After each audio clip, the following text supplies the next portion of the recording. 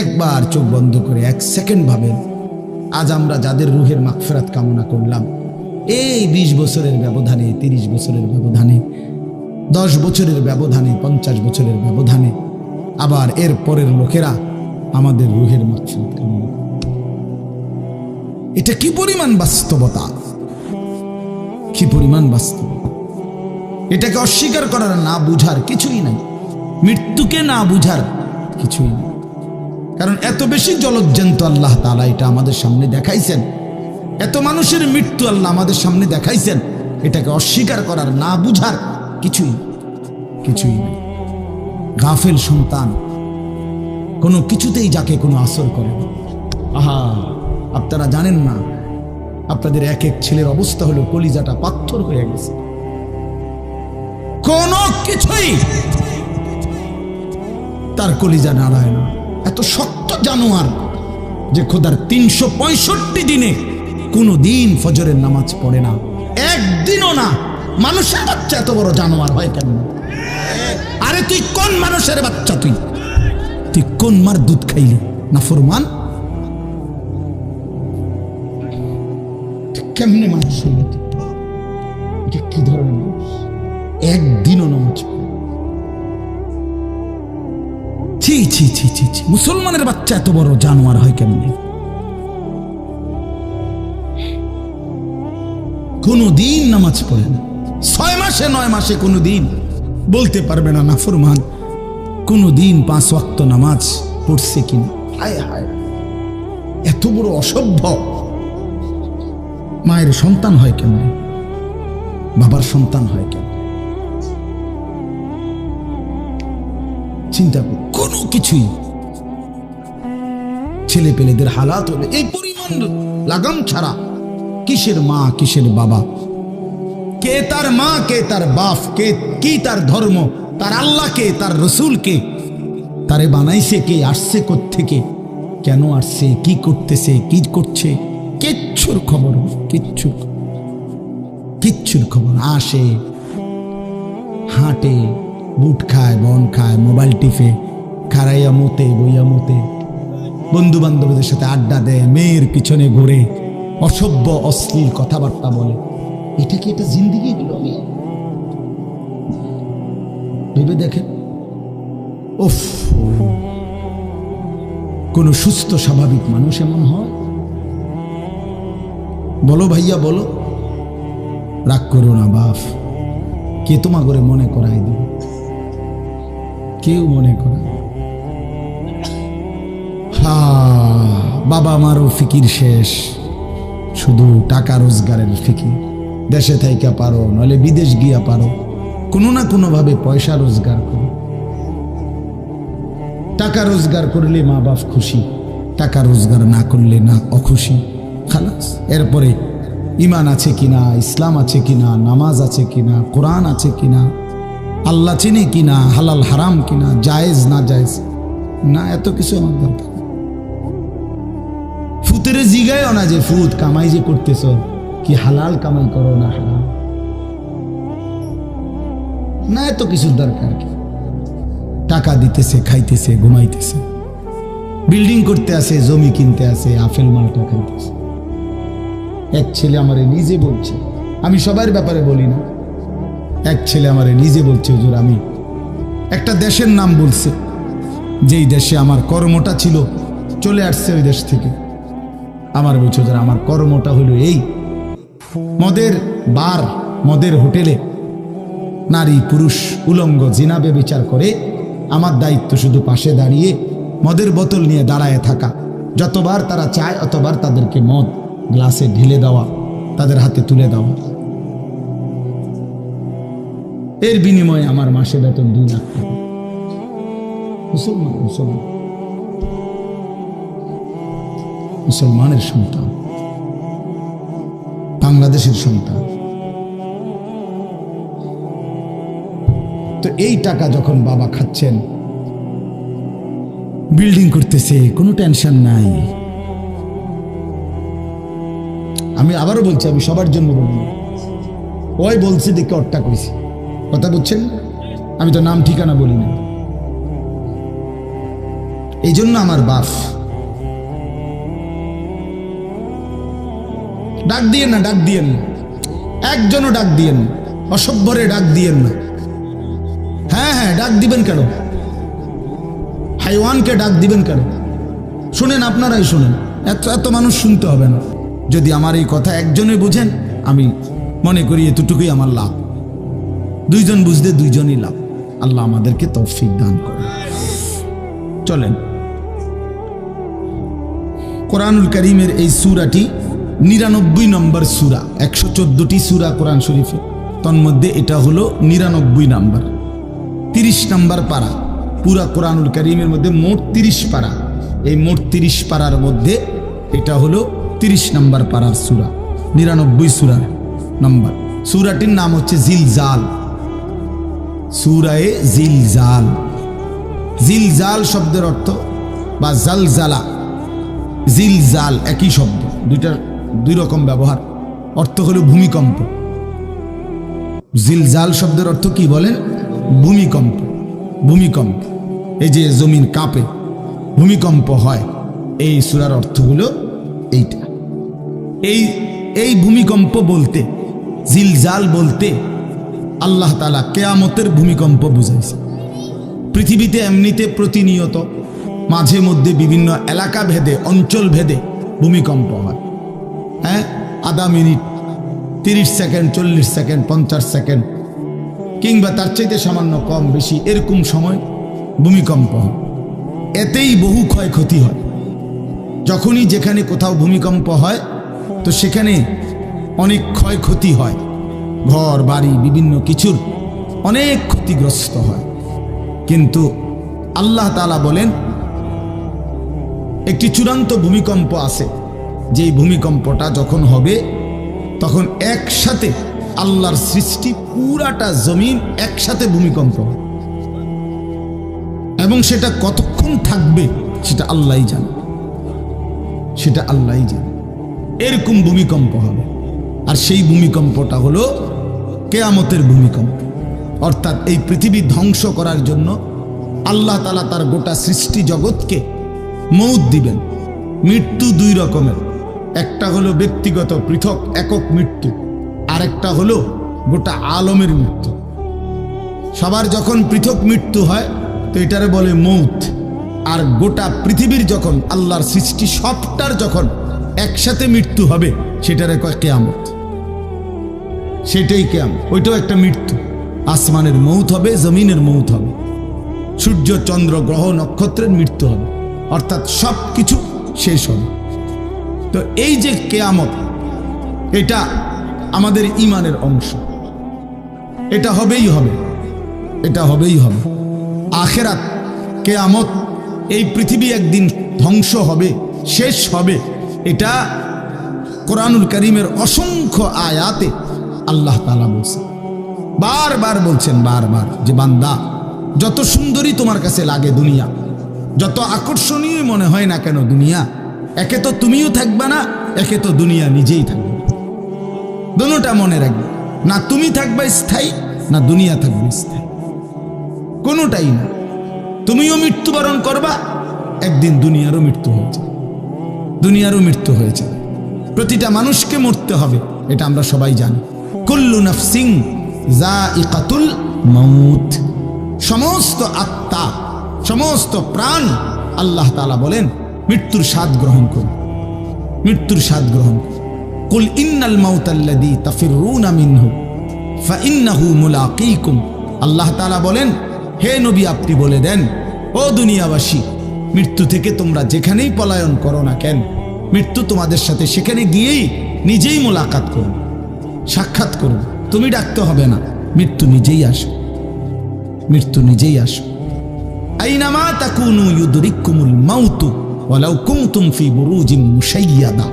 আল্লাহ বলে, তুমি যদি এমন একটা বিল্ডিং বানাও, ঘর বানাও, যে ঘরটা অনেক উঁচা, যে ঘরটার উপর দিয়া কেউ ভিতরে ঢুকতে পারবে না, যে ঘরটার মধ্যে একটা ছিদ্র নাই, একদম আটকানো, তো এরকম একটা ছিদ্রবিহীন সুউচ্চ ঘরও যদি তুমি বানিয়ে তার ভেতরেও তুমি আশ্রয় নাও, তো ইউদরিকুমুল মাউতু, মৃত্যু তোমার সেখানেই পৌঁছে। তোমার সেখানেই পৌঁছবে। প্রিয় ভাই আমার, বন্ধু আমার, নওজোয়ান সাথীরা আমার, মৃত্যু এক অনিবার্য বাস্তবতা, চিরন্তন বাস্তবতা। এটা গ্রহণ করতেই হবে। হাসলেও মরতে হবে, কাঁদলেও মরতে হবে, সুখেও মরতে হবে, দুঃখেও মরতে হবে। রাজপ্রাসাদ আর অট্টালিকার মানুষটাও মরে যাবে। জীর্ণ কুঠিরে যে লোক থাকে, হ্যাঁ, সেই লোকটাকেও মরতে হবে। জীবনে কোনোদিন দুঃখ দেখে নাই যে সেও মরে যাবে, জীবনে কোনোদিন সুখ দেখে নাই যে সেও মরে যাবে, সব মরে যাবে। এটাই সত্য, এটাই বাস্তবতা। অতএব মৃত্যু এক অনিবার্য বাস্তবতা, এটা গ্রহণ করতেই হবে। এটা যদি আমরা মনে রাখি, আমাদের জীবন অনেক সুন্দর হতো, অনেক সুন্দর হতো। রাসূলুল্লাহ সাল্লাল্লাহু আলাইহি ওয়াসাল্লাম বলছেন, আকসিরু যিকরা হাযিমিল লাযযাত ইয়ানি আল মাউত। আল্লাহর নবী বলেন, আমার উম্মত তোমরা বেশি বেশি ওই জিনিসটা স্মরণ করো যে জিনিস তোমাদের সমস্ত স্বাদ, আনন্দ, আহ্লাদ চিরতরে মিটায় দেবে, তোমারে চিরস্তব্ধ করে দেবে। জলজ্জান্ত মানুষটা আমাদের সামনে হাঁটতো, চলতো, উঠতো, বসতো, ঘুরতো, ফিরতো, হ্যাঁ, সেই মানুষটা মনে করেন আমার চোখের সামনে নাই, তার লাশ আমার সামনে। আহা, সেই লোকটা স্তব্ধ। পৃথিবীর কত মানুষ কত আওয়াজ করতেছে, কত শোরগোল করতেছে, কিন্তু এই লোকটা হাতও নাড়ে না, পাও নাড়ে না, চোখও মেলে না, আর কিছু করে না। এ কি আশ্চর্য বিষয়! চোখের সামনের এই মানুষটা নাই, কি হলো তার? কে তারে থামাই দিল? কে তারে স্তব্ধ করে দিল? এ তো আমার মতো ঘুরতো, ফিরতো, হাঁটতো। আহ, আমার আব্বারে আমি কত দেখছি, একদিন আমার আব্বা চলে গেলেন। আমার দাদারে আমি কত দেখছি, আমার দাদা একদিন চলে গেল। আমার জ্যাঠারে আমি দেখে আসছি, দোয়া করে আসছি, ফু দিয়ে আসছি। এক সপ্তাহ পরে দাদ জ্যাঠা ইন্তেকাল করলেন। আবার এক সপ্তাহ পরে আমি গিয়া জ্যাঠার জানাজা পড়াইছি। এই তো বাস্তবতা। যুবক ভাই, তুমিও মনে রাখো, বয়স্ক বাবা আপনিও মনে রাখেন। হাসান বসরি রহমতুল্লাহ আলাইহি একজন বড় বুজুর্গ ছিলেন। উনি বলতেন, তিনি যখন কোনো যুবককে দেখতেন আর বয়স্ক দেখতেন, তো তিনি যুবকদেরকে বলতেন, ইয়া মা'শারাশ শাবাব ইন্না যারআ কাদ তুদরিকুহুল আহাতু ক্বাবলা আন ইয়াবলুগা।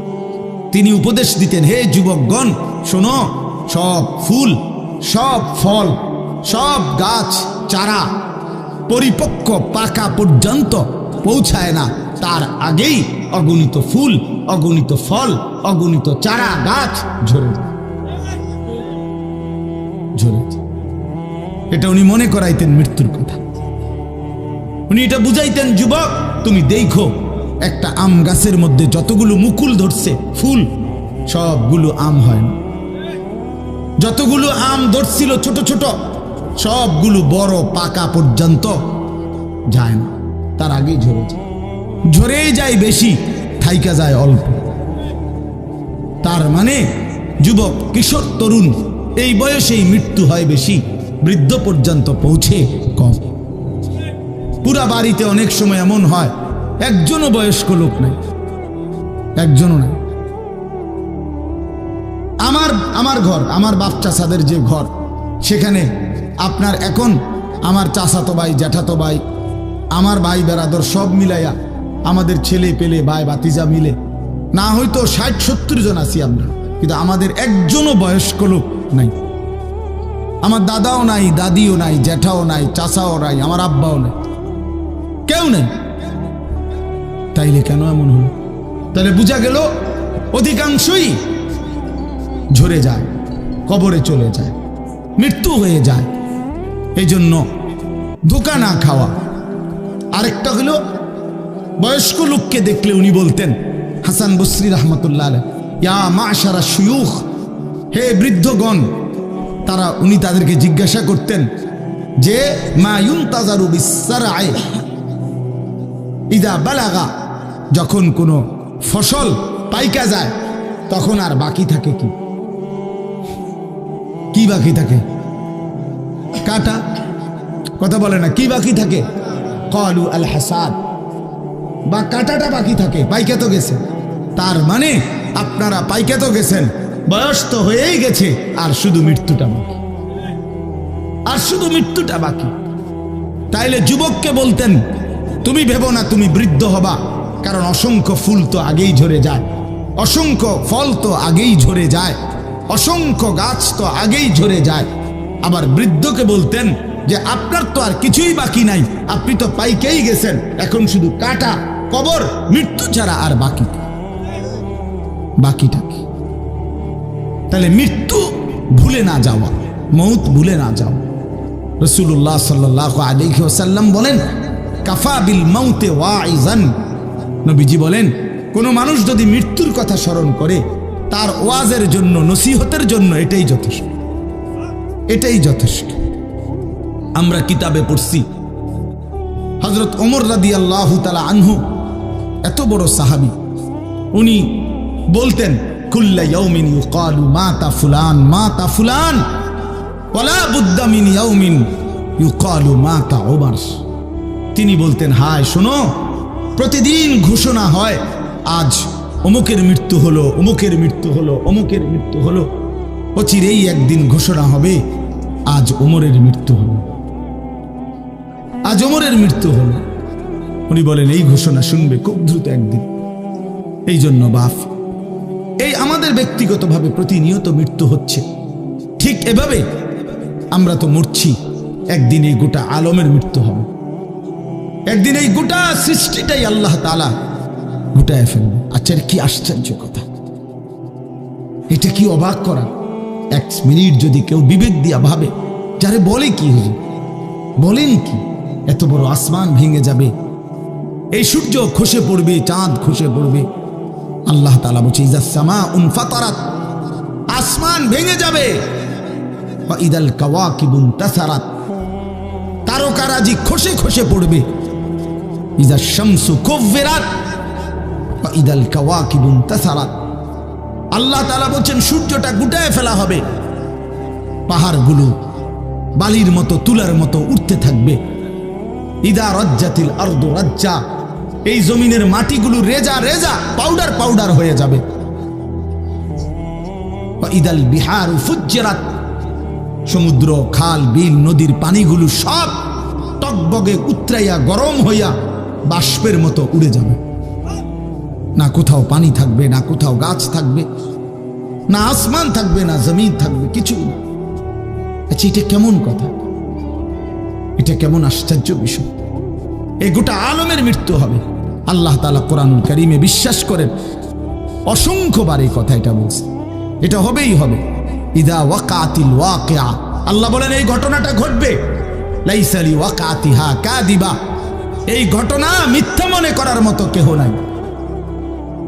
যেদিন ঘটে যাবে তখন আর কারো কোনো মিথ্যাবাদী আর থাকবে না, অর্থাৎ কেউ আর অস্বীকার করার সুযোগ হবে না। চোখের সামনে দিন, চোখের সামনে দিন। কোরআন শরীফে একটা সূরা আছে, সূরা হজ। ওই যে আমরা হজ করি না, এই হজ সূরাটার নাম। এই সূরার শুরুতে আল্লাহ তাআলা এই পৃথিবী ধ্বংসের, কিয়ামতের একটা সাংঘাতিক বর্ণনা দিয়েছেন। ওইখানে আছে, আল্লাহ বলেন, ইয়া আইয়ুহান নাসুত্তাকু রাব্বাকুম, তোমরা আল্লাহকে ভয় করো। আর শুনো, ইন্না জালজালাতাস সাআতি শাইউন আযীম, নিশ্চয়ই কিয়ামতের ভূমিকম্প, জালজালা, এই যে বললাম জিলজাল এবং জালজালা অর্থ ভূমিকম্প। আল্লাহ বলেন, কিয়ামতের ভূমিকম্প, ইসরাফিল যখন ফু দিবে, আমার এই পৃথিবী যখন ভাঙতে শুরু করবে, এই সৃষ্টি জগৎ পুরাটা যখন আমি আল্লাহ গুটায় ফেলবো, ওয়াসসামাওয়াতু মাতবিয়াতুম বিয়ামিনি, আল্লাহ বলেন 7 আসমান আমি আল্লাহ তাআলার হাতের মধ্যে গুটায় ফেলবো, গুটায় ফেলবো। তুমি জানো না আমার ক্ষমতা। কুল্লু মান আলাইহা ফান ওয়া ইয়াবকা ওয়াজহু রাব্বিক, সব শেষ করে দেব আমি, শুধু আমি আল্লাহই থাকবো, শুধু আমি আল্লাহই থাকবো। তো আল্লাহ তাআলা বলেন, এই ইসরাফিল ফু দিলেই, শুরু করলেই জমিনে ভূমিকম্প শুরু হবে। ইন্না জালজালাতাস সাআতি শাইউন আযীম, আল্লাহ বলেন নিশ্চয়ই এই কিয়ামতের ভূমিকম্প, এটা শাইউন আযীম, বড়ই ভয়ানক, বড়ই মারাত্মক। কারণ দুনিয়ার ভূমিকম্প, এক নাম্বার হলো বর্তমানের ভূমিকম্প কখনো 30 সেকেন্ড, কখনো 40 সেকেন্ড, কখনো 47 সেকেন্ড, 50 সেকেন্ড, এই সেকেন্ড মিনিট না, 47 মিনিট নি ভূমিকম্প হয়। কথা কর না কেন? 30 মিনিট ভূমিকম্প হয়। 30 মিনিট ভূমিকম্প হইলে আমাদের 14 গোষ্ঠী থাকবে মিনিট। 30 সেকেন্ড, 40 সেকেন্ড হয় ভূমিকম্প। এইটুকুতে একে তো সময় সামান্য, দ্বিতীয়ত হলো একসাথে গোটা পৃথিবীতে হয় না, এদিকে হলে ওইদিকে হয় না এরকম। কিন্তু আল্লাহ তাআলা বলেন ইসরাফিল ফু দিলে যে ভূমিকম্পটা হবে, সেই ভূমিকম্পটা গোটা পৃথিবী একসাথে নাড়ায় দিবে, একসাথে নড়ে। 47 সেকেন্ড না, কতক্ষণ সেটা আল্লাহই জানে।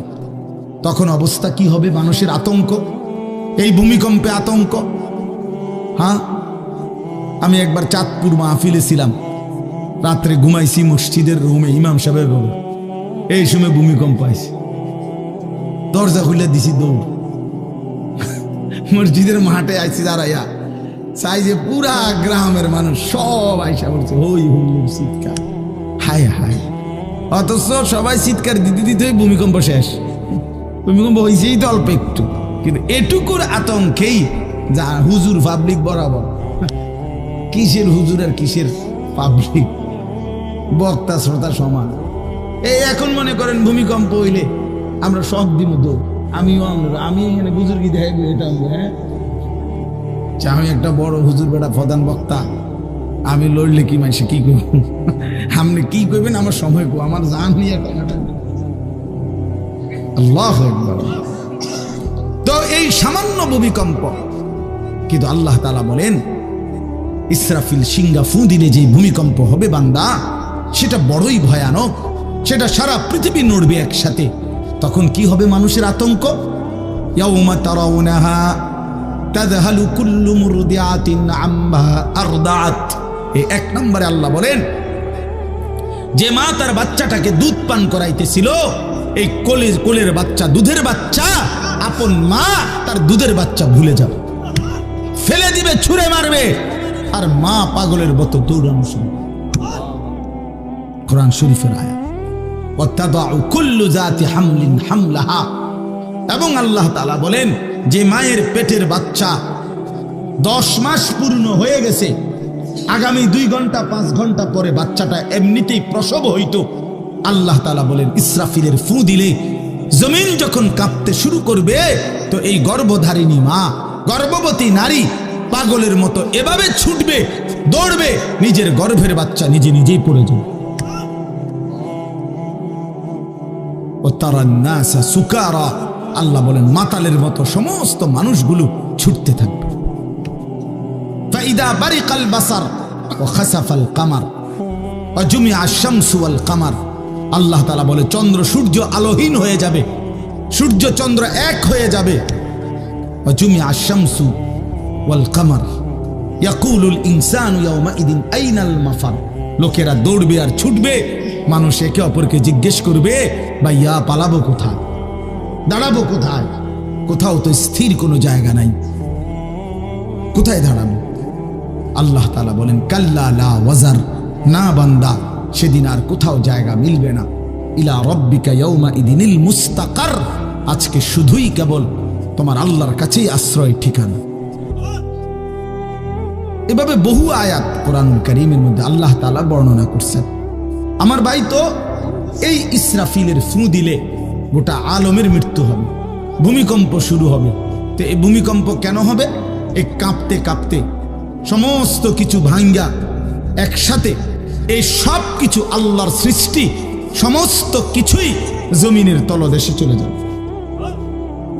জমিন তখন খালি ফাঁকা, জমিনে তখন কিচ্ছু নাই, কিচ্ছু, একটা সুতা মাটির উপরে থাকবে। এই প্রথমবার ইসরাফিল ফু দিলে সমস্ত কায়নাত, ইনসান, জিন, আল্লাহর সমস্ত সৃষ্টি, মাখলুকাত সব জমিনের তলদেশে চলে যায়। মানুষ ও জিন ও অর্থ সম্পদ, স্বর্ণ রৌপ্য, মণি মুক্তা, হীরা জহরত, সব সব সব একটা কাগজের অস্তিত্ব, সব কিছু, গোটা জমিন ফাঁকা। এভাবে কতদিন আল্লাহই জানে, কতদিন আল্লাহই জানে। হ্যাঁ, এরপরে একটা নির্দিষ্ট সময় পরে আবার আল্লাহ তাআলা ইসরাফিলকে জীবিত করবেন, করে আবার আল্লাহ তাআলা দ্বিতীয়বারের মতো ফু দিতে বলবেন। এই দুই ফুঁয়ের মাঝখানে কতদিন? নবী সাল্লাল্লাহু আলাইহি সাল্লামের এক হাদিসের মধ্যে বলছে 40 সাহাবীরা ব্যাখ্যা করছেন মুহাদ্দিসিন, সেই 40টা হতে পারে 40,000 বছর। 40,000। এই জন্য বাপ একটা কথা হলো, সর্বশেষ যেই লোকটা কবরে যাবে, শেষ যেই ব্যক্তি মরবে পৃথিবীতে, হতে পারে তাকেও শুধু কবরেই থাকতে হবে 40,000 বছর। 40,000 বছর। এরপরে তো আখিরাত। এই 40,000 বছর যদি কবরে আযাব হয়, 40,000 বছর যদি কবরে আযাব হয় ভাই, তখন কি হবে? এবার ভেবে দেখেন, এখন যারা কবরে যাচ্ছে, হ্যাঁ, নূহ আলাইহিস সালামের জামানায় যারা মারা গেছে, ইব্রাহিম আলাইহিস সালামের জামানায় যারা মারা গেছে, নবীজি সাল্লাল্লাহু আলাইহি সাল্লাম তো 1,500 বছর আগে ইন্তেকাল করছেন, 1450 বছর আগে। তো ওই সময়ে যারা মারা গেছে তারা কবরে পড়ে আছে আজকে 1,500 বছর, 1,500 বছর, 1500 বছর। তাহলে নূহ আলাইহিস সালামের জাতি কত বছর থেকে পড়ে আছে? কোথায় নূহ নবী, কোথায় আমাদের নবী? কত ব্যবধান! এই জন্য বাপ, শুধুমাত্র কবরের বিষয়টাই তো সাংঘাতিক, আখিরাত তো পুরো। শেষ ব্যক্তিটাও যদি কবরে থাকতে হয় 40,000 বছর, তো এখনকার মানুষগুলো আছে কত কাল ধরে। তো এই যার কবরে আযাব হচ্ছে, আহা বাপ, সে কি পরিমাণ কষ্ট পাচ্ছে ভাইবা। দেখে কবরবাসীদের রূহের মাগফিরাত। আরে ভাইয়া, একবার চোখ বন্ধ করে 1 সেকেন্ড ভাবেন, আজ আমরা যাদের রূহের মাগফিরাত কামনা করলাম, এই 20 বছরের ব্যবধানে, 30 বছরের ব্যবধানে, 10 বছরের ব্যবধানে, 50 বছরের ব্যবধানে আবার এর পরের লোকেরা আমাদের রূহের মাগফিরাত কামনা করে।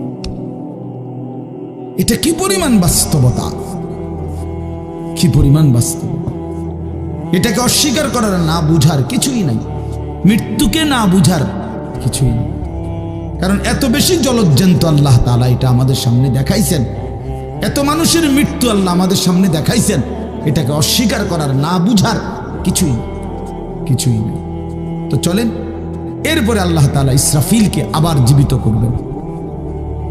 জীবিত করে আল্লাহ তাআলা ইসরাফিল আলাইহিস সালামকে বলবেন, ইসরাফিল, আবার তুমি সিংহায় ফু দাও। এইবার যখন সিংহায় ফু দিবে, তখন ইসরাফিল আলাইহিস সালামের এই দ্বিতীয় ফুতে আবার ভূমিকম্প শুরু। আবার কি শুরু হবে? ও মাঝখানে ভাই, ওই ছেলে অপদার্থ, কথা বলো না,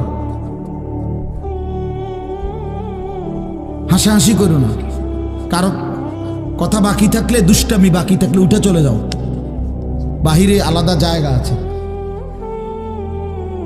গাফেল সন্তান কোনো কিছুতেই যাকে কোনো আসর করে না। আহা, আপনারা জানেন না, আপনাদের এক এক ছেলের অবস্থা হলো কলিজাটা পাথর হয়ে গেছে, কোনো কিছুই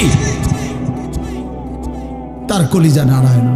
এত শক্ত জানোয়ার যে খোদার 365 দিনে কোনো দিন ফজরের নামাজ পড়ে না, একদিনও না।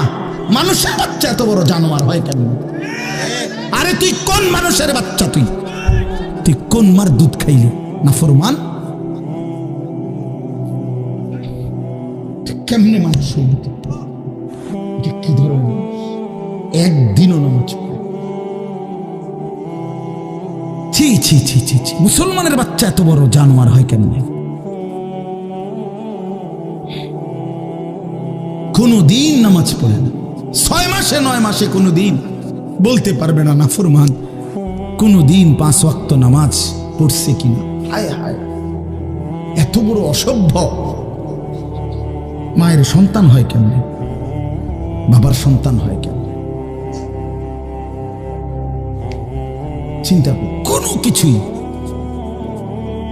ছেলে পেলেদের হালাত হলে এই পরিমাণ লাগাম ছাড়া, কিসের মা কিসের বাবা, কে তার মা কে তার বাপ, কে কি তার ধর্ম, তার আল্লাহ কে, তার রসুল কে, তারে বানাইছে কে, আসছে কোত্থেকে, কেন আসছে, কি করতেছে, কি করছে, কিচ্ছু কিচ্ছুর খবর নেই, কিচ্ছুর খবর। আসে, হাঁটে, বুট খায়, বন খায়, মোবাইল টিপে, খাড়াইয়া মতে, বইয়া মতে, বন্ধু বান্ধবীদের সাথে আড্ডা দেয়, মেয়ের পিছনে ঘুরে, অসভ্য অশ্লীল কথাবার্তা বলে। এটা কি এটা জিন্দিগি হলো? ভেবে দেখেন। উফ,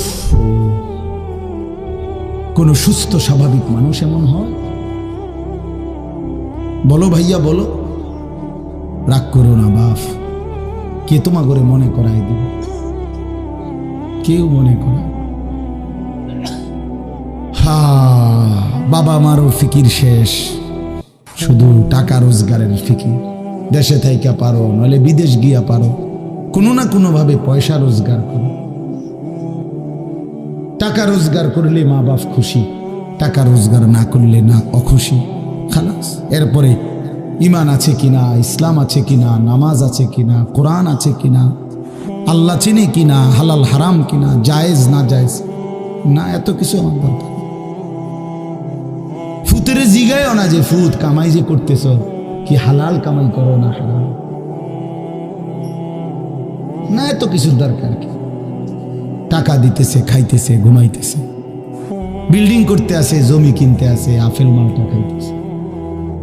এক ছেলে আমারে নিজে বলছে, আমি সবার ব্যাপারে বলি না, এক ছেলে আমারে নিজে বলছে, হুজুর আমি একটা দেশের নাম বলছে, যেই দেশে আমার কর্মটা ছিল, চলে আসছে ওই দেশ থেকে। আমার বলছে, হুজুর আমার কর্মটা হলো এই, মদের বার, মদের হোটেলে নারী পুরুষ উলঙ্গ জিনাবে বিচার করে, আমার দায়িত্ব শুধু পাশে দাঁড়িয়ে মদের বোতল নিয়ে দাঁড়ায় থাকা, যতবার তারা চায় অতবার তাদেরকে মদ গ্লাসে ঢেলে দেওয়া, তাদের হাতে তুলে দেওয়া। এর বিনিময়ে আমার মাসে বেতন 2 লাখ টাকা।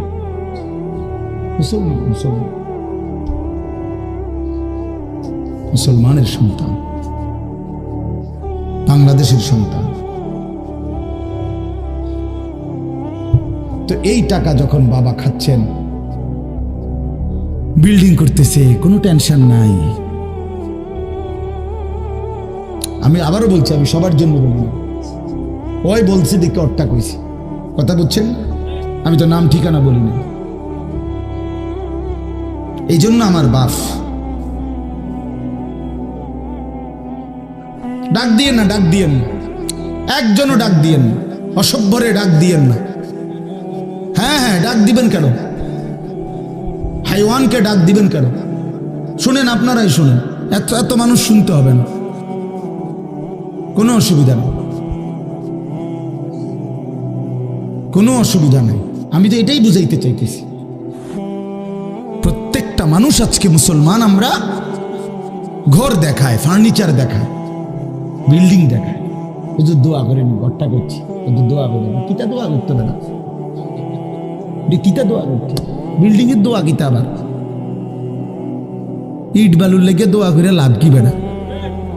হুজুর মোটরসাইকেল কিনছি, হুজুর দোয়া করে দেন। কিতা দোয়া করতে? কি মোটরসাইকেলের দোয়া কিতা? আবার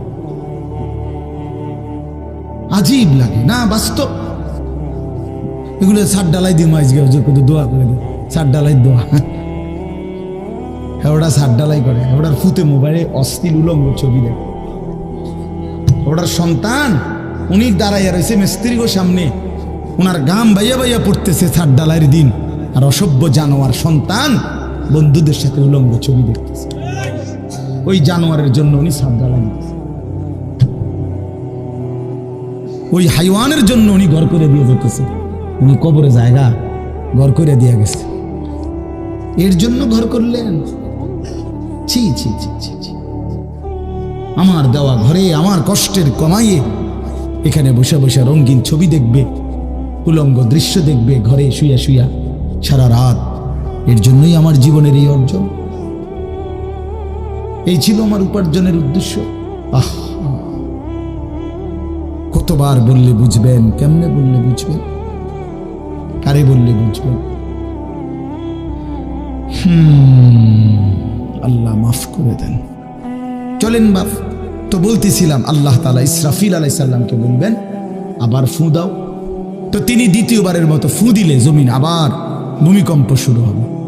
এই ভূমিকম্পে জমিন কাঁপতে কাঁপতে এইবার জমিনের তলদেশে ওই প্রথমবার ফু দেওয়াতে ভূমিকম্প কাঁপতে কাঁপতে সব উপরে যা ছিল সব নিচে চলে গেছে। মনে আসেনি এটা কইছি? তাহলে উপরটা কি? ফাঁকা। এইবার নিচে যা ছিল সব উপরে চলে আসবে। এই আসলেই এটা হাসরের মাঠ।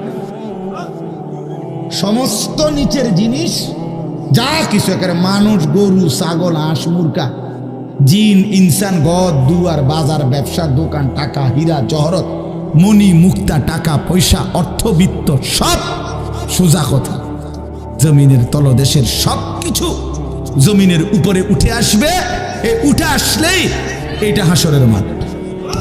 এইটা, এই হাসরের মাঠ কোনটা জানেন? এই যেখানে বসে আছেন এখন, এটাই হাসরের মাঠ। এই জমিনের উপরেই হাসরের মাঠ।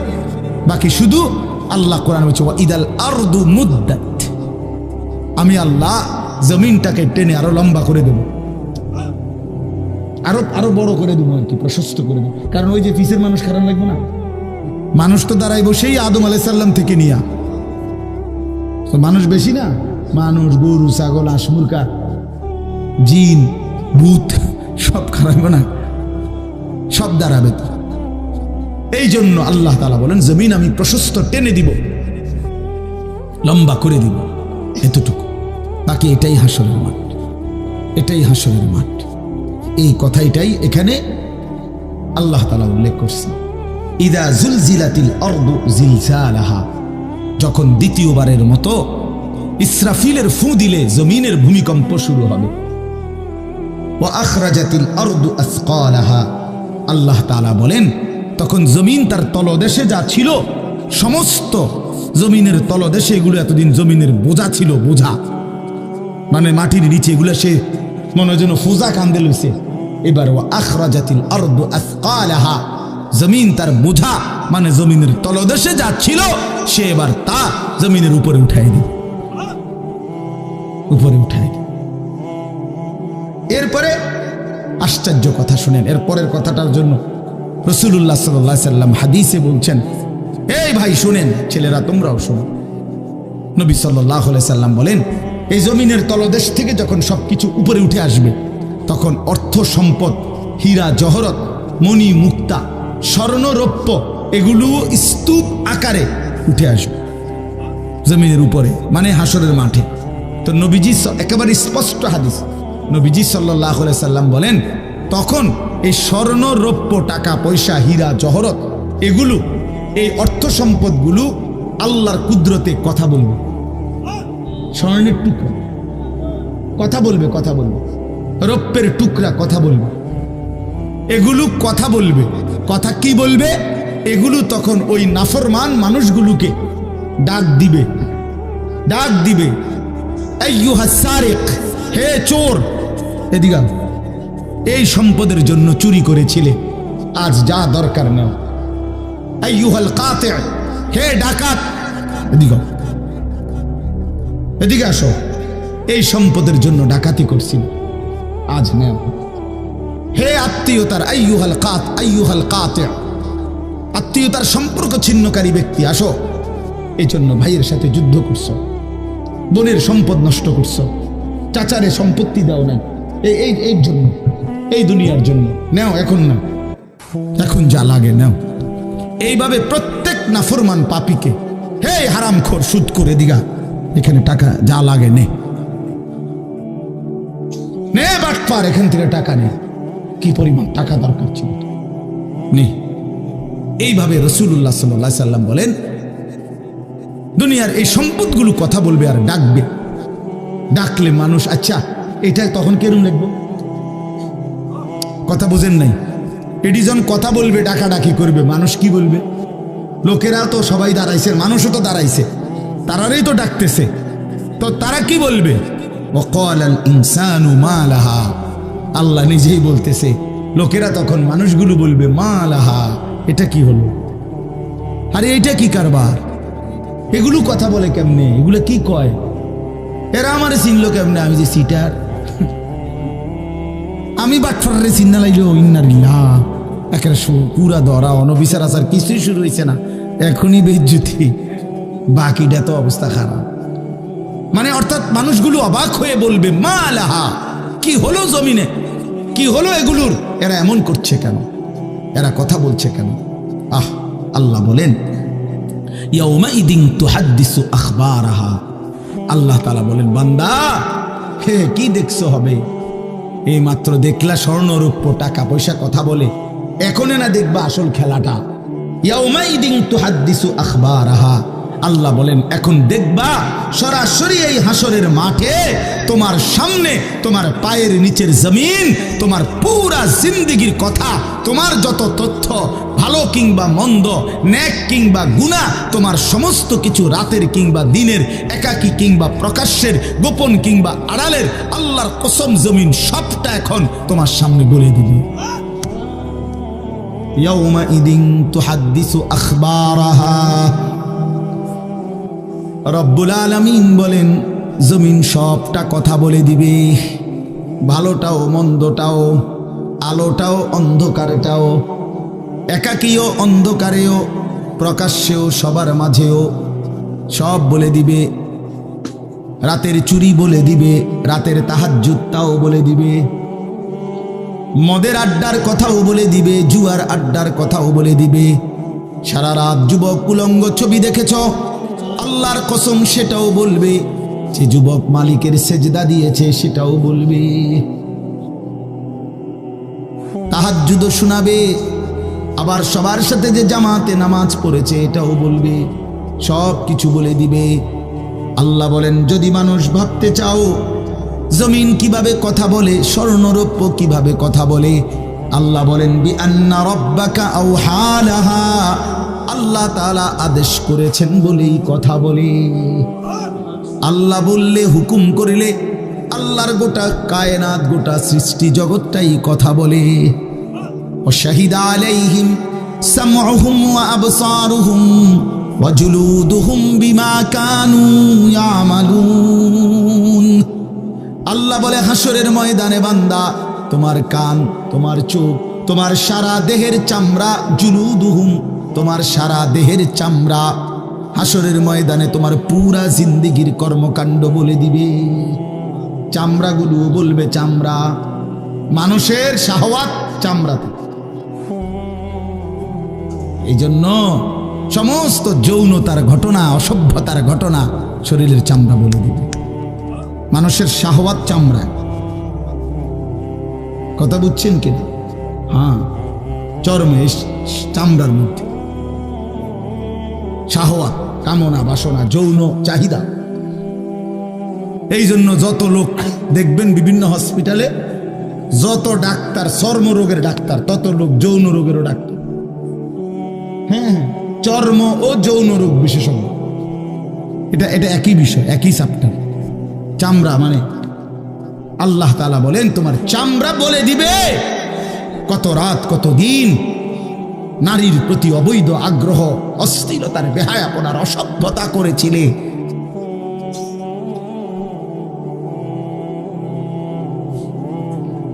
হায় হায়, বিআন্না রাব্বাকা আওহা লাহা, আল্লাহ বলেন আমি আল্লাহ হুকুম করেছি বলে কথা বলি। এই জন্য আল্লাহ হুকুম করিলে চামড়াও কথা বলে, কানেও কথা বলে। এখন কি কানে কথা বলে? কিন্তু সেদিন বলল চোখেও কথা বলল। এখন চোখ কথা বলে না, মানে সবকিছুর জবান খুলল, সবকিছু। আপনারা বলেন আমরা তো মনে করি জিহ্বায় কথা বলে না, জিহ্বায় কথা বলে না, আল্লাহর হুকুম হইলে কথা বলে। নাহলে যেই লোক বোবা তারও তো জিহ্বা আছে না, তো সে কথা বলে না।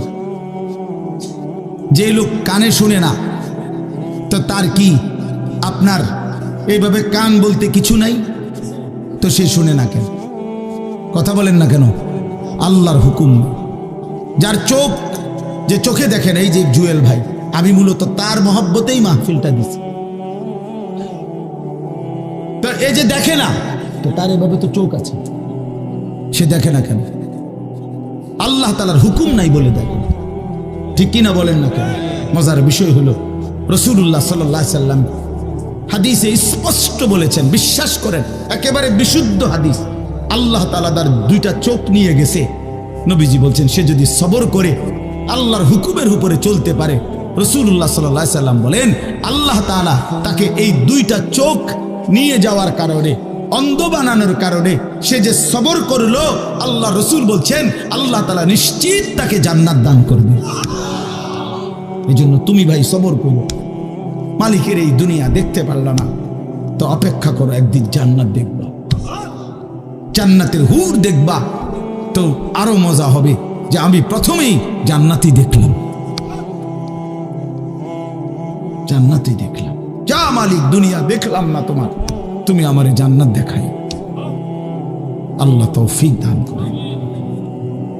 ইয়াউমাইদিন ইয়াসদুরুন নাসু আশতাতান লিয়ারাউ আ'মালাহুম, আল্লাহ বলেন তখন দলে দলে ফেরেশতারা মানুষগুলোকে লাইনবদ্ধ সারিবদ্ধ করে দলে দলে বানাবে। লোকেরা পরস্পর, প্রত্যেকটা মানুষকে ফেরেশতারা আলাদা আলাদা গ্রুপ বানিয়ে দেবে হাসরের ময়দানে। তখন প্রত্যেকে এই গ্রুপে গ্রুপে দলে দলে লিউরাউ আমালাহুম, নিজেদের আমল নামা, নিজেদের আমল দেখবার জন্য সামনে এগিয়ে যাবে। অর্থাৎ প্রত্যেককে তার আমল নামা দেখবার জন্য, দেওয়ার জন্য নির্দিষ্ট জায়গায় নিয়ে আসবে। নেওয়ার পরে সেখানে প্রত্যেকের ফাইল, প্রত্যেকের খাতা আমল নামা তার হাতে তুলে দেওয়া হবে। দিলেই সে দেখবে।